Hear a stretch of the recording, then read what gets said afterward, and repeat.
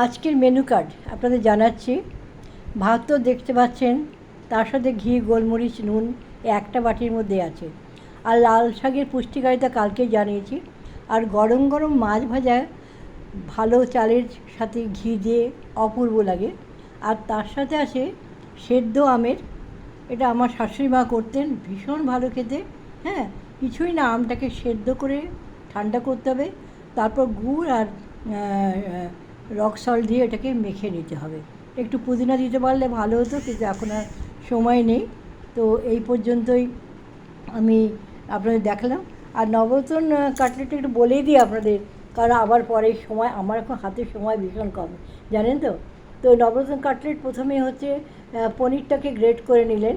আর নবরত্নের মধ্যে যা যা সবজি লাগে, মটর, গাজর, বিনস, ক্যাপসিকাম, কাজু, কিশমিশ, এভরিথিং। তো পেঁয়াজটাকে ভেজে নিতে হবে। তা আদা কুচি, কাঁচা লঙ্কা কুচি তার মধ্যে থাকবে। এবং সেইটার ভেতরেই যেমন গাজর, বিনস হালকা করে নেড়ে নিয়ে, হ্যাঁ, নেড়ে নিয়ে তার ভেতরেই পনির, আলু যেটা গ্রেট করেছেন, চাট মশলা, আমচুর, হ্যাঁ, নুন, সমস্ত দিয়ে এটাকে মেখে এটার মধ্যে করে মাখিয়ে এটাকে ডোটা বানাতে হবে।